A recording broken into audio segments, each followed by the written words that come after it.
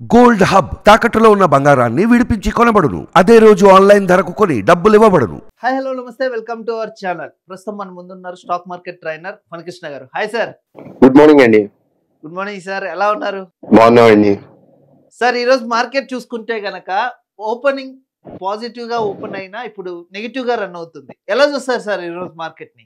అంటే మనం గత 2 రోజుల నుంచి చూసినట్టయితే మార్కెట్ లో కొంత నెగిటివిటీ అనేది కనబడుతున్నది. షార్ట్ టర్మ్ సెల్లింగ్ అనేది జరుగుతున్నది, కొంత ప్రాఫిట్ బుకింగ్ జరుగుతున్నది హయ్యర్ లెవెల్స్ లో. మార్కెట్ ఆల్మోస్ట్ మనకి ఏంటంటే 24,402 పాయింట్స్ ఈ రోజు హై. సో నిన్నటి క్లోజింగ్ కంటే హైలో ట్రేడ్ అయ్యి అక్కడి నుంచి ఇప్పుడు ఆల్మోస్ట్ 73 పాయింట్స్ లోవర్ లో ట్రేడ్ అవుతున్నది. సో మార్కెట్ మెల్లిగా కిందకు వస్తున్నది.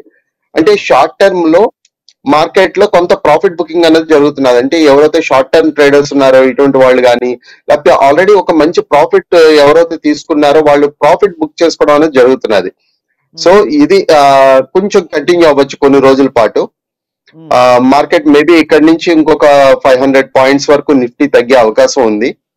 సో ఆ లెవెల్స్ లో మనకి ఇంకో ఎంటర్ అయ్యే అవకాశం దొరుకుతుంది. మార్కెట్ ఎప్పుడు కంటిన్యూస్ గా పెరుగుతూ ఉంది అనుకోండి, మళ్ళీ మనకి ఎంటర్ అయ్యేందుకు అవకాశం అనేది ఉండదు. సో ఇలాంటి చిన్న చిన్న కరెక్షన్స్ వచ్చినప్పుడు మనకి ఆ సపోర్ట్ జోన్ దగ్గర మళ్ళీ మార్కెట్ లో ఎంటర్ అయ్యే అవకాశం అనేది దొరుకుతూ ఉంటుంది. ఓకే ఓకే అంటే సార్ ఇప్పుడు ఇంత ఇంత లోయర్ గా పడిపోయింది కదా, అంటే లైక్ 73 పాయింట్స్ పడ్డది కదా. ఇప్పుడు ఎవరైనా బిగినర్స్ ఇప్పుడు ఇన్వెస్ట్ చేయడానికి ఓకేనా సార్? ఇప్పుడు అంటే సపోర్ట్ జోన్ వరకు వచ్చే వరకు వెయిట్ చేసి అక్కడ ఎంటర్ అవడం అనేది ఎప్పుడు మంచిదండి. ఓకే. సో ఆ సపోర్ట్ జోన్ దగ్గర మనం కరెక్ట్ గా ఎంటర్ అయినట్టయితే మళ్ళా మనకి అది మార్కెట్ రివర్స్ అయినప్పుడు తొందరగా మనకి మంచి ప్రాఫిట్ వచ్చే అవకాశం ఉంటుంది. సో ఆ సపోర్ట్ జోన్ దగ్గర చూసుకుని మనం ఎంటర్ అవ్వాలి.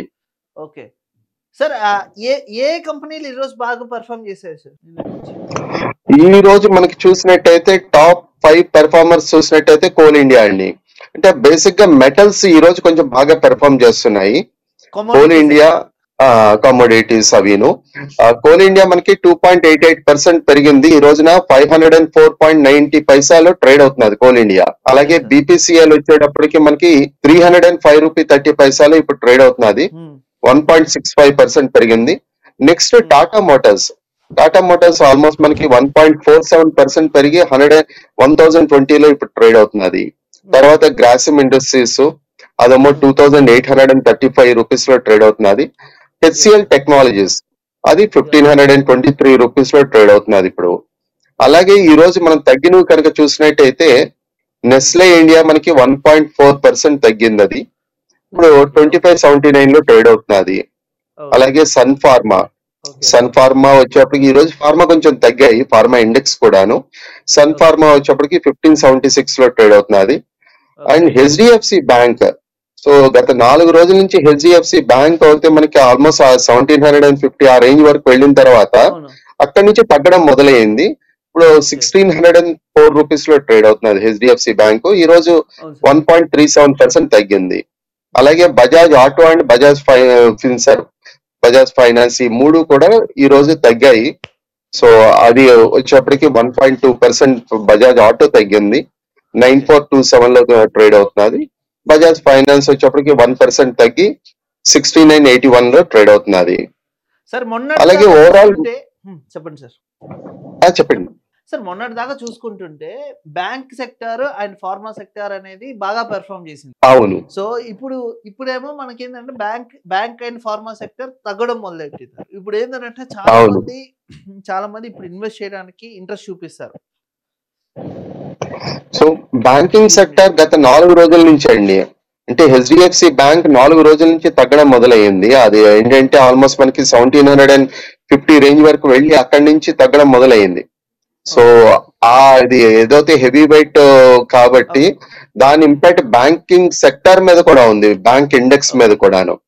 సో ఈ 3 రోజుల్లో మనకి పబ్లిక్ సెక్టర్ బ్యాంక్స్ పెరుగుతున్నా కూడా మెయిన్ గా మనకి హెచ్డిఎఫ్సి బ్యాంక్ తగ్గడం తోటి ఇండెక్స్ తగ్గుతున్నది. సో ఆ ఇండెక్స్ లో ఈ చెప్పాలంటే కొంతవరకు ఆ హై నుంచి కరెక్షన్ అనేది జరుగుతున్నది. మేబీ ఇంకొక 3-4 డేస్ అది కంటిన్యూ అవ్వచ్చు. ఈ షార్ట్ టర్మ్ ట్రెండ్ ఏదైతే ఉందో అది 3-4 డేస్ కంటిన్యూ అవ్వచ్చు. సార్ ఈరోజు 52 వీక్ హై 107 ఉంది సార్. అవునండి. అవును. మనం గత 4 రోజుల నుంచి మీరు అబ్జర్వ్ చేసినట్టయితే ఈ 52 వీక్ హై స్టాక్స్ తగ్గుతున్నాయి. అవును. మనకి ఇంతకు ముందు 250, 240 ఆ విధంగా ఉంటే అవును. అవి తగ్గుతున్నది. ఇప్పుడు ఈ రోజున కేవలం 107 స్టాక్స్ మాత్రమే ఆ 52 వీక్ హైని టచ్ అయ్యాయి. అవును. సో అలాగా 52 వీక్ లో వచ్చేప్పటికి ఓన్లీ 7 స్టాక్స్ ఉన్నాయి. అవును. ఈ రోజు వచ్చేప్పటికి మొత్తం 2504 స్టాక్స్ ట్రేడ్ అయ్యాయి. అవును. దాంట్లో అడ్వాన్స్ బాగున్నాయి. 1490 స్టాక్స్ అడ్వాన్స్ లో ఉన్నాయి. అడ్వాన్స్ సో పెరిగాయి అన్నమాట. సో 948 స్టాక్స్ మాత్రమే తగ్గడం జరిగింది ఈ రోజు. ఓకే. అలాగే అప్పర్ సర్క్యూట్ చూసుకుంటే 75 స్టాక్స్ అప్పర్ సర్క్యూట్ లో ఉన్నాయి. ఓకే. 31 స్టాక్స్ వచ్చేప్పటికి లోవర్ సర్క్యూట్ లో ట్రేడ్ అవుతున్నాయండి. ఓకే. సార్ ఇప్పుడు ఇంత లోలో రన్ అవుతుంది కాబట్టి ఏ ఏ మీరు ఏ కంపెనీలో అయినా ఇన్వెస్ట్ చేస్తున్నారా ఈరోజు? నేను ఈ రోజు అయితే ఒక 2 స్టాక్స్ బై చేస్తున్నాను. ఓకే. ఒకటి వచ్చేటప్పటికి డిమార్ట్ అండి. డిమార్ట్. ఓకే. డిమార్ట్ అంటే డిమార్ట్ ని బై చేస్తున్నాను. అది వచ్చేప్పటికి 4890 లో బై చేస్తున్నాను డిమార్ట్ ని. ఓకే. రెండోది ఇండియన్ బ్యాంక్. ఓకే. ఇది public sector bank. Indian bank 549 rupees లో అది బై చేస్తున్నాను. ఈ రెండు షార్ట్ టర్మ్ కోసం నేను బై చేస్తున్నాను ఈ స్టాక్స్ షార్ట్ టర్మ్ రెండిటిని. కోసం బై చేస్తున్నారు. Okay sir. అవును. అంటే ఇంకా రేపు ఎలా ఉండబోతుంది సార్ మార్కెట్ అనేది? ఇండెక్స్ వరకు చూసుకుంటే కొంత నెగిటివ్ గానే ఉండొచ్చండి. ఇండెక్స్ అంటే మనకి Nifty and bank Nifty index కనుక చూసుకున్నట్టయితే ఆ, రాబోయే రోజుల్లో కొంత నెగిటివ్ గానే ట్రేడ్ అవ్వచ్చు. ఓకే. సార్ అంటే ఇప్పుడున్న బట్ సిచ్యువేషన్ కి సార్ చెప్పండి సార్. స్టాక్ స్పెసిఫిక్ గా చూసుకుంటే మనకి చాలా స్టాక్స్ పాజిటివ్ గా ఉన్నాయి.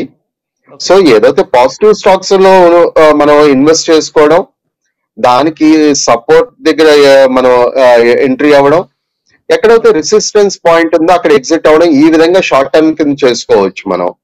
ఓకే. ఇండెక్స్ వైజ్ అయితే మాత్రం మనకి నెగిటివ్ గానే ఉంటుంది. Okay sir. Thank you sir so much sir.